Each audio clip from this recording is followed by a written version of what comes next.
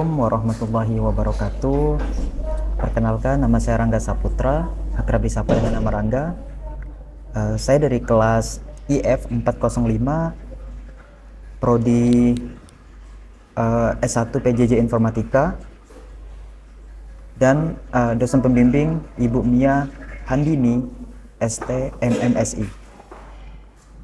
Pada kesempatan kali ini saya akan mempresentasikan tugas mata kuliah tentang interaksi manusia dan komputer, yaitu analisis user interface aplikasi Shopee, yang mana saya mengambil studi kasus pada alur checkout dari versi mobile-nya dan akan meninjaunya dari sisi look, feel, serta penanganan error. Semua tangkapan layar atau screenshot yang saya tampilkan ini adalah saya ambil sendiri dari HP saya pribadi.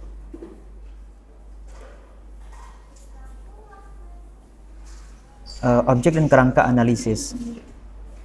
Objek yang saya analisis adalah aplikasi Shopee versi mobile iOS-nya, dan alur yang saya bedah adalah proses checkout dari keranjang hingga buat pesanan. Saya memilih alur checkout ini karena ini bagian yang paling kritis ya dari sebuah aplikasi marketplace. Di sini pengguna lah yang memasukkan data, kemudian memilih voucher dan melakukan pembayaran, sehingga ini paling rawan terjadi kesalahan. Untuk kerangka teorinya saya menggunakan 8 golden rules atau X golden rules dari Shane Derman ya. Konsep looks dan feel serta klasifikasi kesalahan antara runtime error dan logical error. Pengujian ini saya lakukan langsung pada iPhone XS dengan versi Shopee-nya itu Shopee 375 pada tanggal 14 Juni tahun 2026 di Pontianak. Oke, secara garis besar, adapun alur checkout pada Shopee itu terdiri dari 5 langkah ini ya. Yang pertama itu ada keranjang. Ini kita bisa pilih produk via checklist lalu tap checkout ya. Kemudian yang kedua itu ada pilih alamat maupun opsi kurir. Kemudian yang ketiga itu voucher, dan juga ada koinnya gitu di sini. Keempat, kita bisa memilih metode pembayaran, baik itu Shopee Pay misalnya, QRIS, VA, dan lain sebagainya. Dan yang terakhir buat pesanan. Nah, setiap tahap ini adalah titik di mana look and feel bekerja ya, dan saya akan buktikan dengan screenshot ya atau tangkapan layar pada slide berikutnya.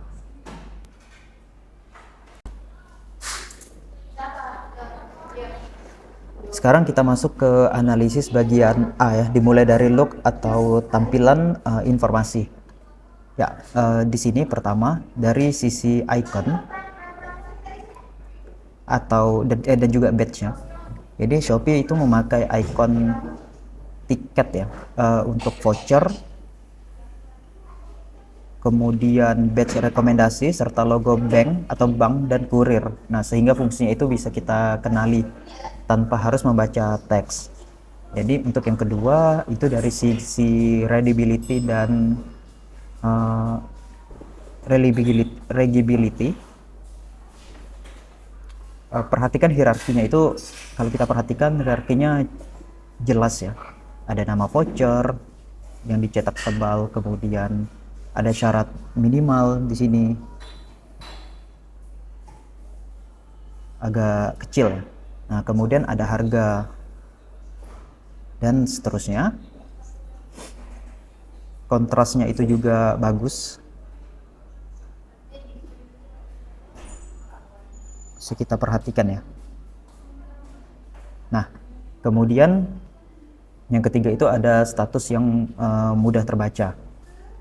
Jadi seperti SNK-nya itu ini bisa dengan mudah terbaca ya. Misalnya itu kan ada di bagian, oh ini bukan screenshot yang ini ya. Nah, ini seperti di sini, ini ada kecil, ini ada warna biru. Kemudian sisa 1 jam. Nah, ini kan ada nih, walaupun memang agak sedikit kecil teksnya, tapi itu cukup bisa terbaca. dan juga ini sangat membantu ya untuk memahami status-status dari program voucher ini. Selanjutnya yaitu tentang komponen fill pada checkout. Nah, yang pertama itu tentang interaksinya ya. Jadi didominasi oleh tap atau ketukan. Jadi banyak diklik-klik gitu sih. Kalau seringnya itu kita nyebutnya klik gitu. Jadi bukan menggunakan drag ataupun and drop gitu ya. Nah, sekali klik maka radio buttonnya ini langsung muncul. Nah, kemudian contoh nih kalau misalnya kirisnya itu sudah diklik, maka dia akan muncul tanda di sini centang.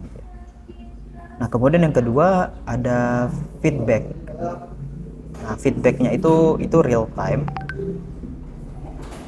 Jadi ketika saya itu memilih metode pembayaran, totalnya itu langsung berubah seketika. Nah, misalnya saya milih kiris gitu ya. Jadi itu ada muncul tuh jadi menjadi 283.000 yang awalnya 282.800 misalnya. Nah, ini karena apa? Karena kiris ini jadi setiap metode pembayaran itu ada perbedaan biaya layanan. Nah, seperti itu. Jadi real time feedbacknya. Ini sesuai ya, jadi sesuai dengan prinsip over informative feedback. Ketiga itu ada pola expand dan bottom sheet, sorry. Jadi beberapa metode seperti transfer bank di sini. Ini kan ada transfer bank, kemudian kartu kredit dan seterusnya yang ada tanda panah di ke bawah ini. Kalau kita klik dia akan expand, akan muncul. Nah, dan akan menggeser nih. Yang lainnya akan tergeser ke bawah. Nah, ini khas lah ya untuk interaksi di mobile application gitu.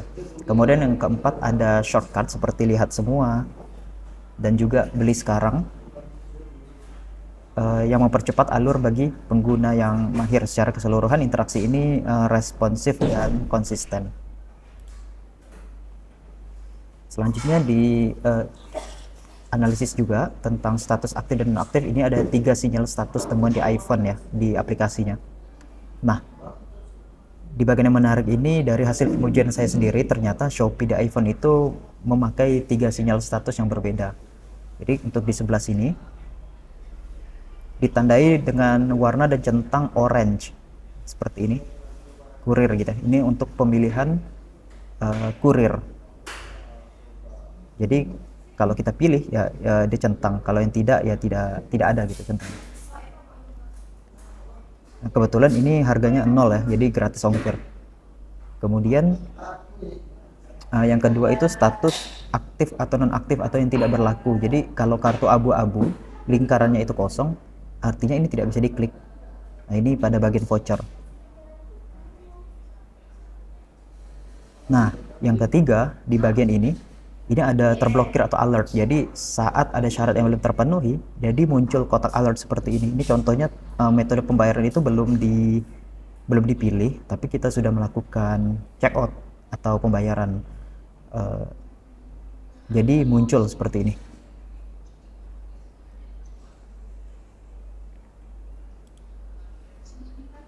Oke, selanjutnya tentang klasifikasi error ya. Di sini ada logical error versus runtime error. Nah, masuk ke analisis B. Jadi kejadian yang saya pilih itu adalah ketika pengguna mencoba lanjut untuk menekan tombol pesanan tanpa memilih metode pembayaran. Jadi munculnya seperti ini. Nah, akibatnya kan muncul error. Tapi tidak mengerikan ya, jadi kotak merah seperti ini. Kemudian yang bagian voucher, nah ini pun juga tidak ada muncul konfirmasinya.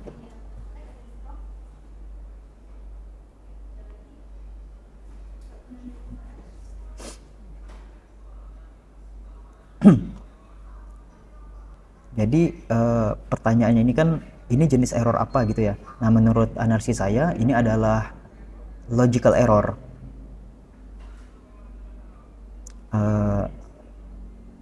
Alasannya karena sistem itu tetap berjalan normal, tidak crash sama sekali. Namun hasilnya itu tidak, menurut saya tidak sesuai keinginan pengguna karena ada aturan validasi, yaitu metode pembayaran wajib dipilih. Tapi belum terpenuhi seperti itu. Nah, ini memang kondisi logika, jadi bukan kerusakan sistem ya. Tapi sebagai perbandingan, kalau misalnya untuk runtime error misalnya nih, atau fatal error ya. Nah, itu kan ini biasanya terjadi kalau prosesnya itu ada gangguan.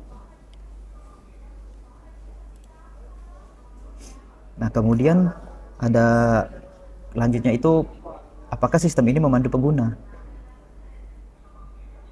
Nah, jawabannya seperti ini ya.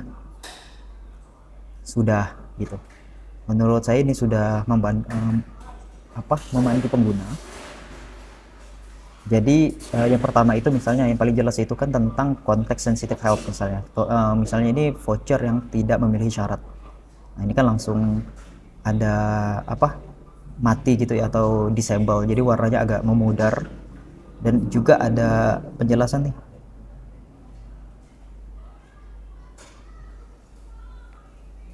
Kemudian yang kedua, pesan pemulihan. Jadi saat check out terhambat, sistem itu menyarankan langkah keluar, pilih metode pembayaran, ganti voucher, atau menghubungi CS-nya. Nah, yang ketiga ada command prompt, padanan dari grafik user interface-nya. Jadi yang ketiga ini misalnya itu kan permintaan melengkapi metode pembayaran sebelum pesanan dimulai, yang berfungsi mencegah error sejak awal. Jadi catatan saya ini, bantuan ini cukup baik ya, walaupun sebagian besar errornya masih ya generik lah. Nah, kemudian apa kelebihan dan kekurangannya? Jadi ini dari perspektif saya pribadi sebagai pengguna. Berikut adalah kelebihan dan kekurangannya. Pada bagian kelebihannya yaitu yang pertama, status sistemnya itu real time ya. Jadi total dan rincian pembayaran itu selalu berubah tuh ketika kita pilih, misalnya tadi pilihnya QRIS atau pilihnya metode pembayaran yang lain. Kemudian konsisten, warna, icon, dan terminologi seragam di setiap langkah, itu warnanya ya oranye gitu ya. Kemudian pencegahan error baik, errornya itu baiklah dicegah. Misalnya itu voucher yang tidak berlaku itu diberi alasan apa, kemudian cara memenuhinya itu bagaimana. Terakhir, fleksibel ya, banyak metode pembayaran mulai dari QRIS misalnya, virtual account, COD, dan seterusnya. Untuk di bagian kekurangan, tombol buat pesanan itu tetap berwarna oranye ya, walaupun metode bayarnya itu belum dipilih. Nah, alert merahnya itu muncul setelah kita coba tekan ya, sehingga sedikit menyesatkan.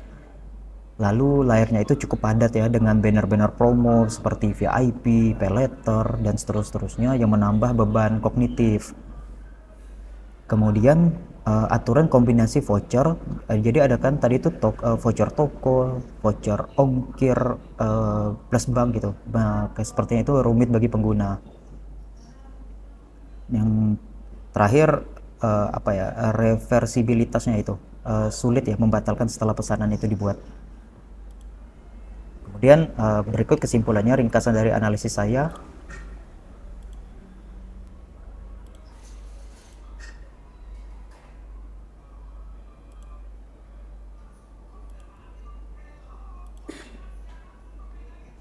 Oke, berikut yang ke-10 ringkasan analisis saya. Jadi sebagai kesimpulan pertama, dari sisi look dan feel, alur checkout Shopee ini sudah memenuhi banyak prinsip golden rules, terutama visibilitas status, konsistensi, feedback informatif, dan 3 sinyal status yang memandu pengguna. Kedua, kesalahan metode bayar itu belum dipilih tergolong logical error dan sudah dibantu oleh fitur context sensitive help yang cukup jelas ya.